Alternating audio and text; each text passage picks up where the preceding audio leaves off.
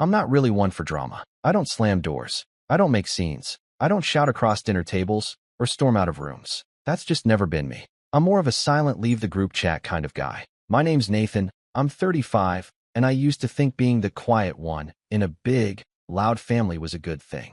You stay out of trouble, you don't rock the boat, and in return, people leave you alone, right?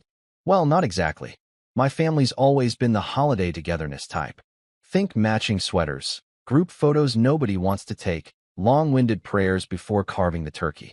My mom has 3 siblings, 2 sisters and a brother, and they all live within an hour of each other in this sleepy little Connecticut town where everyone knows everyone and nobody ever moves away.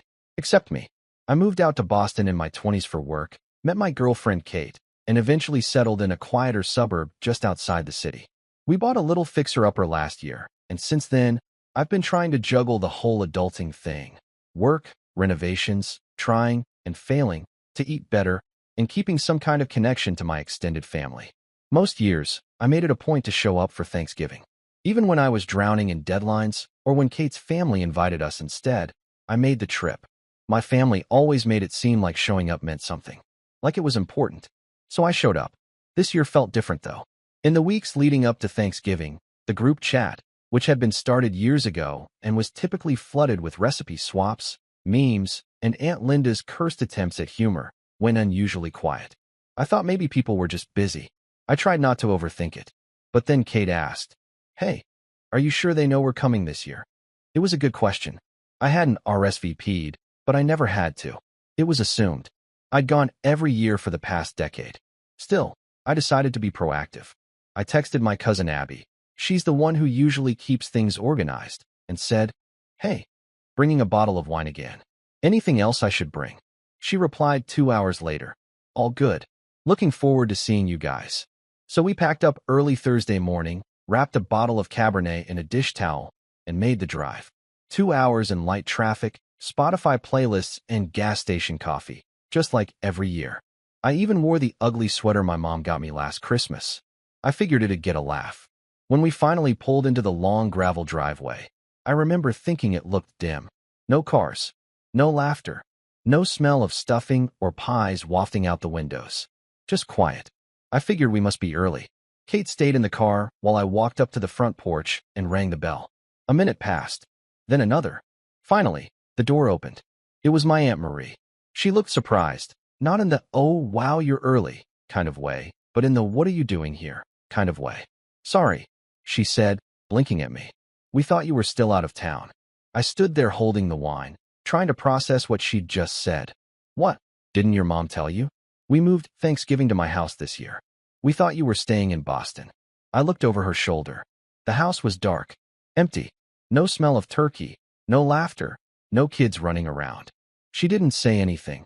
I said quietly, "I texted Abby." She said she was looking forward to seeing us. Marie gave a weird smile. The kind you give when you know something's wrong but don't want to deal with it. "Well, maybe next year," she said. "Happy Thanksgiving, Nathan."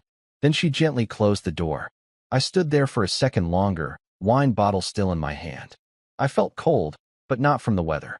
Kate rolled down the window from the car. "Everything okay?" I didn't answer. I just got in the car, placed the wine bottle in the cup holder like it was fragile, and started the engine.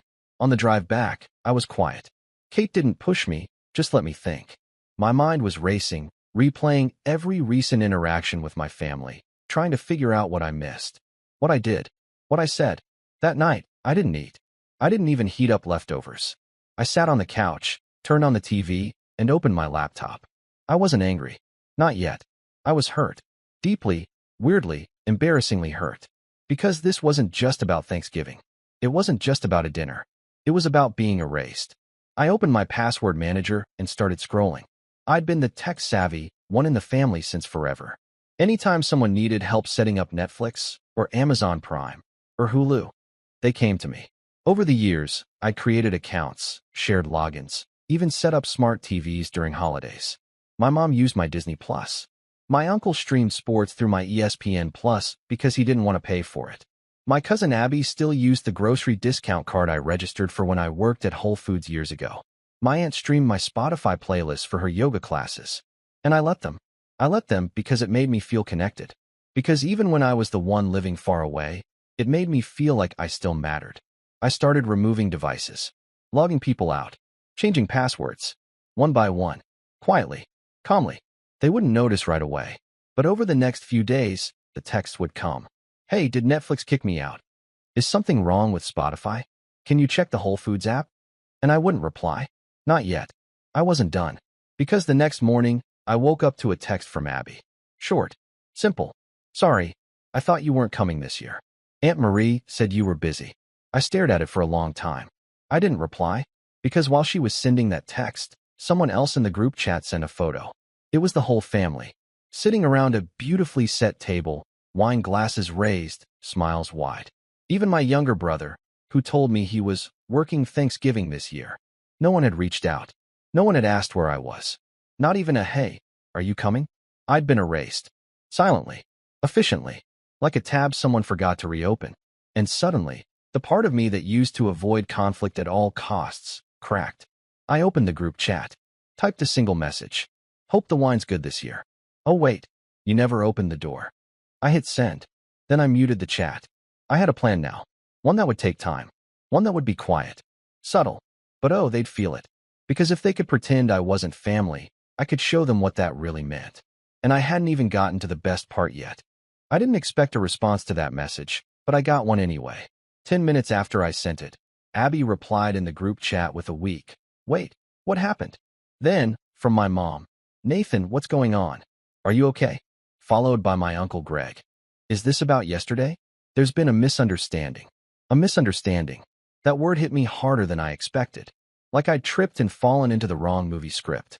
How do you misunderstand someone standing on your doorstep with a bottle of wine, being told, we thought you were still out of town, and having the door shut on them?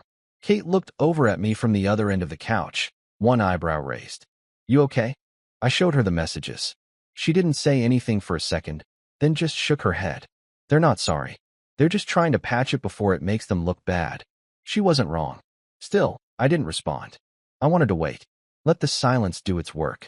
The next day, I got the first text. Hey, it says your account is no longer active. Did something happen with Netflix? That was from my Aunt Linda. A few hours later, my Uncle Greg chimed in. Nate, ESPN Plus booted me out. Can you resend the login? I left them on read. It was like watching dominoes fall in slow motion. A gentle, passive sort of revenge.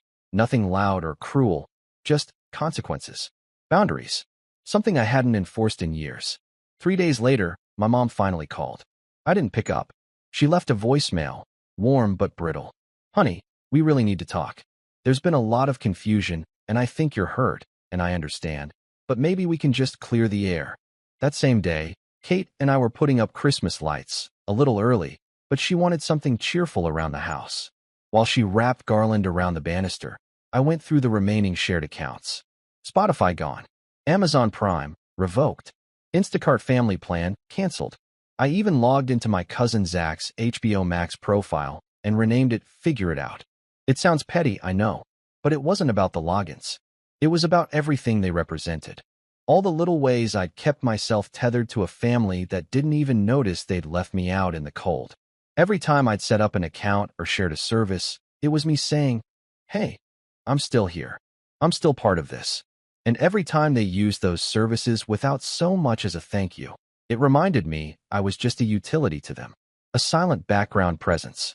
The tech guy? The good son. The one they didn't have to worry about. But I was done being convenient. A few days later, things got even weirder. Kate came into the living room holding her phone, her expression somewhere between confused and amused. Your cousin just Venmo'd me $8.99 with the caption for Hulu. I blinked. You're kidding. She showed me the screen. Should I send him a refund? I grinned. Nah, let him sit with that one. More calls started coming in. First from my mom again. Then Abby. Then Aunt Marie. None of them left voicemails after the first one. It was like they were hoping I'd eventually pick up if they just kept knocking.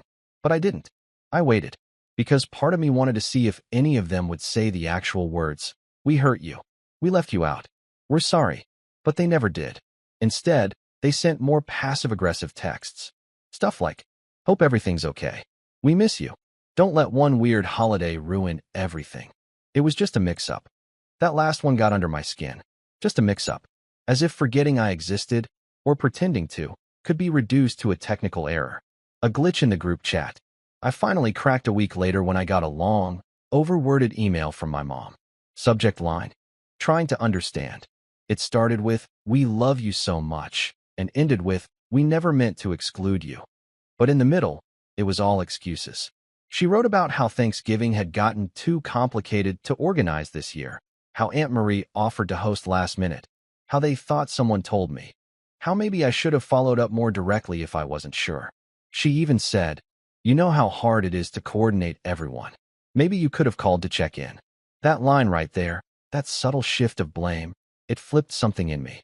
I stood up, walked into the kitchen, and just stared out the window at the quiet backyard for a long time. Then I went back to the couch, opened my laptop, and typed a reply. I didn't send it. Not yet. Because part of me wanted to see just how deep this rabbit hole would go. How long they'd let things fester before admitting what this really was, a choice. They chose to exclude me.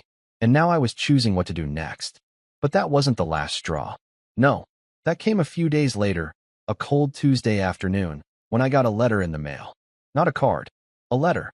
In an actual envelope. From my mom. Inside was a neatly typed note. A printout, not handwritten, that said, "Nathan, we understand you're upset, but please don't punish the whole family for one small mistake. Your cousins are struggling without access to their learning apps and entertainment services. This has affected the kids, not just the adults. Please be the bigger person. Please be the bigger person." I laughed. Out loud. Alone in the kitchen. Because here it was, the thing I'd been waiting for. Not an apology. Not accountability. But a plea to stop the consequences.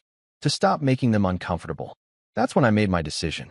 I pulled open the drawer where I kept the backup hard drives and thumb drives. Years worth of family photos. Videos. Projects. Recipes. Shared docs.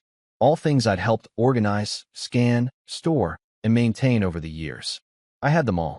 All of it. Because I'd always been the organizer. The digital archivist. The one who kept track of birthdays, preserved grandma's recipes, digitized the old VHS tapes from the 90s. I stared at the drawer, and I started planning. Not something spiteful, not something childish, but something permanent. Because if they wanted to pretend I was never there, I was going to show them what that actually looked like. I waited another week. Not because I had doubts, but because I wanted to be sure. Sure that this wasn't just a flare of emotion or a wounded ego. I wanted to know, deep down, that I wasn't overreacting, that this wasn't just one bad Thanksgiving. So I tested it. I posted an old picture of me and Grandma from Christmas 2018 in the group chat. Just a simple memory, no caption, no response, no heart emoji from Mom. No, I remember this, from Abby. No, where was this taken, from Aunt Marie. Nothing, not even seen. It was the final confirmation I didn't know I needed. They weren't just pretending I wasn't hurt. They were pretending I wasn't there at all. So I got to work. First, I started with the family drive. Years ago, when my grandparents passed away, I was the one who volunteered to digitize everything. I scanned hundreds of photos, the old kind, glossy and torn at the edges, some with handwriting on the back and fading ink. I labeled every folder, sorted them by year, created backups. Then I uploaded them to a shared Google Drive and gave everyone access. At the time, they treated me like a hero. "Nate, you're a lifesaver," they'd said. I would have never gotten around to this. They talked about making printed albums for the grandkids, sending some to cousins overseas, even putting together a slideshow for Grandma's memorial. But over the years, nobody else maintained it. Nobody backed up anything. Nobody added new photos. It was just me. Until it wasn't. I opened the drive and reviewed the access logs. 17 people still had viewing or editing access. Most hadn't opened the folder in over a year. But a few had, recently. Aunt Marie had downloaded 6 albums just 2 weeks ago. Abby had favorited a recipe folder 3 days prior. Uncle Greg had bookmarked the whole thing. And I just removed them, one by one. I didn't delete the content. Not yet. But I made a clean copy, backed it up locally, encrypted it, and locked it behind a private key. The cloud version? Wiped. Scrubbed clean. The shared links? Broken. The drive was empty now. Then I sent a message in the chat. "Hey, heads up. Family drive's under maintenance. Might take a while." Still no replies. I smirked. because they didn't realize what was happening yet. But they would. Next was the family tree. About 5 years ago, I got really into ancestry stuff. Built out this massive digital family tree. Paid for the premium account on the site. Even sent DNA kits to relatives. Everyone called me the historian. I had files, charts, even scanned copies of marriage licenses and birth certificates from the 1800s. I made a full generational map, 8 generations deep, and shared the link with everyone. Guess what? Nobody ever updated it. Nobody even logged in except when they wanted to brag to coworkers about being related to a Revolutionary War soldier or share fun facts on Facebook. So I changed the privacy settings, made the tree private, locked behind a password. Then I renamed the project from Smith Jenkins Family Archive to Archived, no longer accepting contributions. Still, no one noticed. Not yet, but I was just getting started. Because there was one last thing they didn't realize I still controlled. The finances. Years ago, when Grandma passed, she left a modest inheritance that got split 4 ways, my mom and her 3 siblings. But she also left a smaller savings account for the grandkids. Just a little nest egg, a few thousand each, to be distributed at a later time. The catch? It was in a joint custodial account. And for whatever reason, they asked me to be one of the named custodians, because I was responsible and good with numbers. I didn't touch the money. It was all recorded and visible to the others. But what they didn't know was that I'd been keeping meticulous records. Over the years, withdrawals had been made by others on behalf of the grandkids. Camp payments, school tablets, even a Disney trip. Thing is, not all grandkids were treated equally. Abby's kids got 3 withdrawals in 2 years. Zach's son, 2. Me, 0. I never said anything. Until now. I printed the statements, highlighted the discrepancies, annotated the dates, made a spreadsheet with side-by-side breakdowns of what each cousin's family had taken. Then I wrote a formal letter. Not angry, just factual. This account is no longer being accessed equitably. I've flagged it for review and will be submitting documentation to the family lawyer for clarity and reallocation per Grandma's original wishes. I CC'd everyone. Still no response in the group chat. But then, the private messages started. My mom, first, why are you stirring things up now? Can't we just talk like adults? Aunt Marie, Nathan, there's no need to involve lawyers. We can resolve this peacefully. Abby, seriously? You're going to make this a thing?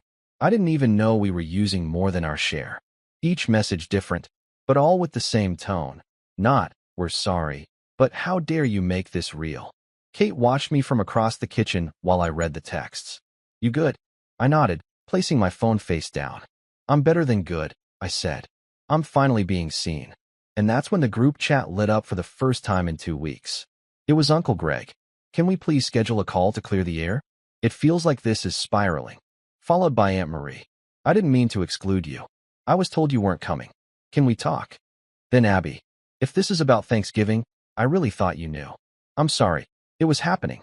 Not because they suddenly understood how much they hurt me, but because they finally realized they couldn't take my silence for granted anymore.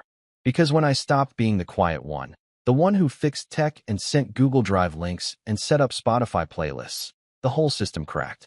They had built a house on my generosity, and now the lights were flickering. But I wasn't done yet. There was one last piece they'd forgotten I had. The video archive. Grandma's last Christmas. The one where she sat all the grandkids down, looked each of us in the eyes, and said what she loved most about us. Her final gifts, as she called them. I still had that file. And they really didn't want to hear what she said about me. I didn't respond to the flurry of messages right away. Not the ones in the group chat. Not the personal texts. Not the sudden, hey, can we talk for 5 minutes? Voicemails. I wanted them to sit in the quiet for once. In the space they'd left me in for so long. Forgotten. Unacknowledged. Until I finally became useful again. But they were starting to remember now. And I was about to jog their memories a little more.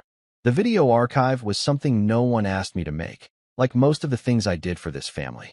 It was during Grandma's last Christmas, 2 years before she passed. I had just gotten a new DSLR and tripod, and wanted to test it out.